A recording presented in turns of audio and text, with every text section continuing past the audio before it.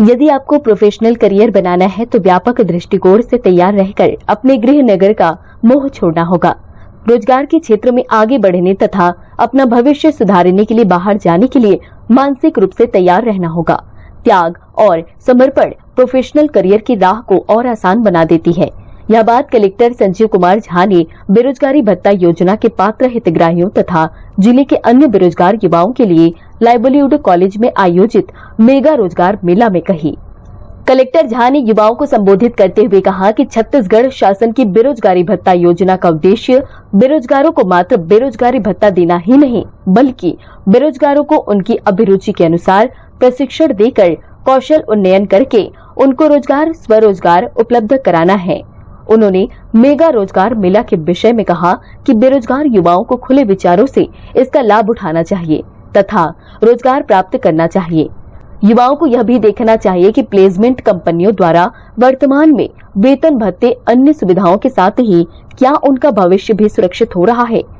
Collector ने कहा कि इस आयोजित मेले में न केवल टेक्निकल डिग्री वालों के लिए रोजगार उपलब्ध है, बल्कि प्रेशर एवं 10वीं 12वीं पास बेरोजगारों के लिए भी रोजगार के अवसर उपलब्ध हैं।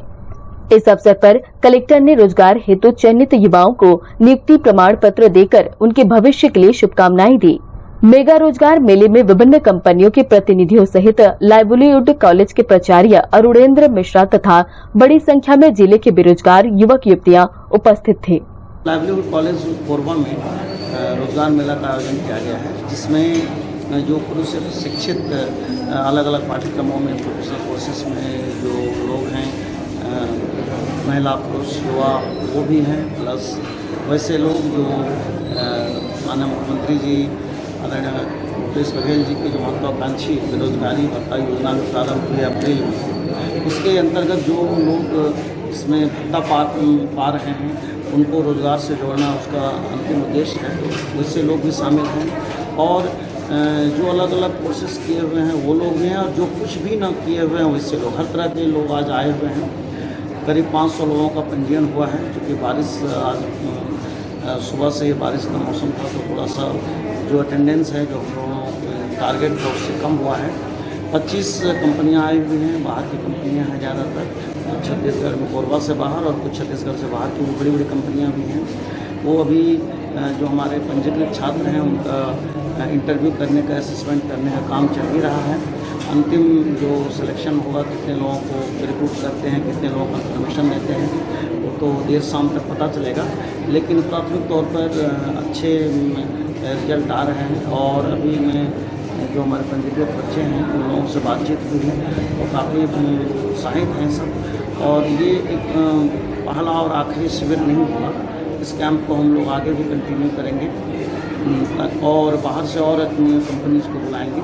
इसमें हम लोग कुछ अपनी स्ट्रेटजी भी इस तरह से चेंज करेंगे। आज बहुत सारी कंपनियां आई हैं तो हम लोग ये सोच रहे हैं कि आगे कंपनियों की संख्या कम करके उनको नंबर ऑफ डेज बढ़ाएंगे। इस तरह से प्लान कर रहे हैं ताकि कंपनीज़ को भी अपने जो पोटेंशियल एम्प्लॉइज़ हैं उनको असेस करने में ज़्यादा अच्छा रहे, सहूलियत हो, और हमारे जो कैंडिडेट्स हैं उनको भी अपने एम्प्लॉइज़ जो एम्प्लॉयर हैं उनको असेसमेंट करने की सुविधा है।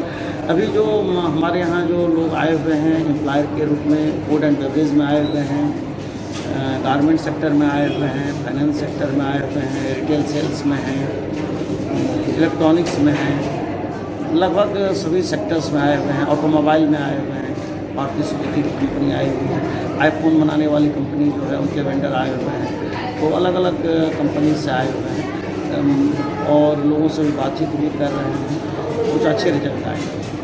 मुझे व्हाट्सएप के द्वारा पता चला है कि लाइवलीहुड कॉलेज में रोज़गार मेला लगा है, तो यहाँ हम लोग आए हैं, फॉर्म भरे हैं कई ठो हर कंपनी में। इसका बेनिफिट ये है कि हम अभी पढ़ाई कर रहे हैं, लेकिन यहाँ पर फॉर्म भरे हैं तो लग सकता है, हमें कहीं भी काम मिल सकता है।